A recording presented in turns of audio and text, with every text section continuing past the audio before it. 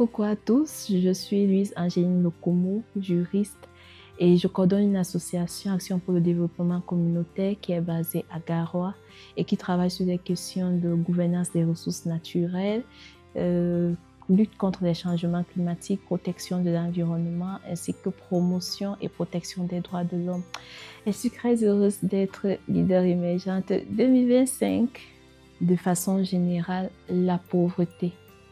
En parcourant des villages, je me suis rendu compte que nous avons des communautés qui vivent dans des endroits qui sont dotés de fortes potentialités en matière de ressources naturelles, mais qui paradoxalement se retrouvent pauvres. Et l'une des raisons pour lesquelles elles sont pauvres, c'est parce que dans la plupart des cas, les ressources naturelles qui sont exploitées ne leur bénéficient pas toujours. C'est donc pour changer la tendance que j'ai décidé de m'engager avec premièrement, j'ai d'abord travaillé dans une association avant de créer une organisation avec d'autres collègues également juristes de jeunes. Nous sommes engagés donc pour travailler aux côtés de ces communautés. Et ce que nous faisons de façon globale, c'est d'abord premièrement contribuer à rendre ces communautés autonomes sur le plan juridique. Nous sommes juristes pour la plupart, je suis juriste. Et la première des choses, c'est de faire savoir aux communautés quels sont leurs droits, quelles sont aussi leurs obligations lorsqu'on se retrouve dans le cadre de l'exploitation des ressources naturelles. Autre chose que nous faisons également, c'est d'appuyer techniquement ces communautés pour qu'elles soient plus résilientes aux chocs qui surviennent dans leur environnement. Et c'est l'une des raisons pour lesquelles elles sont formées aux pratiques agroécologiques. Elles sont également formées à la mise en œuvre de solutions pour l'adaptation dans la lutte contre les changements climatiques, entre autres la formation et la diffusion des foyers améliorés 3 pierres, la formation à la fabrication du charbon écologique. Ce que nous faisons, ou ce que je fais également, c'est le plaidoyer. Lorsque nous identifions un problème et surtout lorsque la voix des communautés n'a pas suffisamment porté, je conduis des enquêtes qui vont permettre de documenter la situation et de la présenter ensuite aux décideurs pour avoir un changement, un résultat qui est surtout favorable pour les communautés. L'impact que nous avons ou que j'ai déjà eu à travers l'organisation que je coordonne, il y a d'abord les communautés, plusieurs dizaines de communautés ici au Cameroun qui sont renforcées dans leurs droits et dans leurs obligations. Et ces actions-là ont fait en sorte que les communautés puissent elles-mêmes porter parfois les initiatives en matière de changement. C'est le cas, pour être plus précise, nous avons enregistré de superbes résultats dans le cadre d'un projet mis en œuvre avec l'appui de la Banque mondiale dans la partie septentrionale du Cameroun.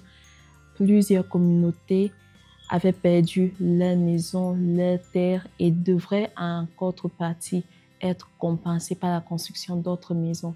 Mais cela n'a pas été fait par les organisations de mise en œuvre du projet.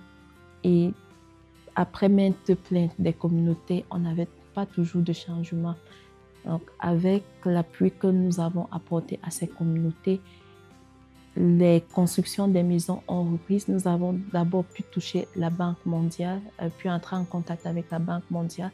Nous lui avons exposé le problème et suite à une rencontre avec la Banque mondiale, les organisations gouvernementales de mise en œuvre du projet, il y a eu reprise des constructions des maisons. On voit un exemple d'impact.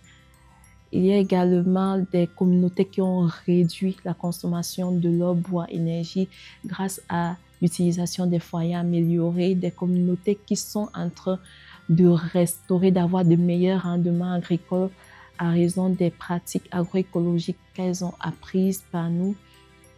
et qui leur permet d'améliorer la sécurité alimentaire, la production de façon globale. Ce que je ferais, c'est impacter davantage les décideurs politiques à travers la conduite des données, à travers la production des notes d'orientation sur les situations qui sont vécues sur le terrain.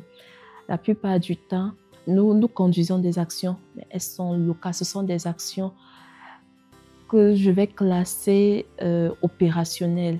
Il nous faut maintenant, avec l'organisation, il faut agir sur les politiques. Donc, ce que je vais faire à partir de maintenant, c'est ne plus résoudre les problèmes à partir de la base, mais m'atteler à proposer des notes d'opposition, des notes d'orientation et conduire plus de plaidoyer pour que ces populations, pour que la situation sur le terrain change et que l'impact ne touche plus seulement la communauté, mais que l'impact soit national.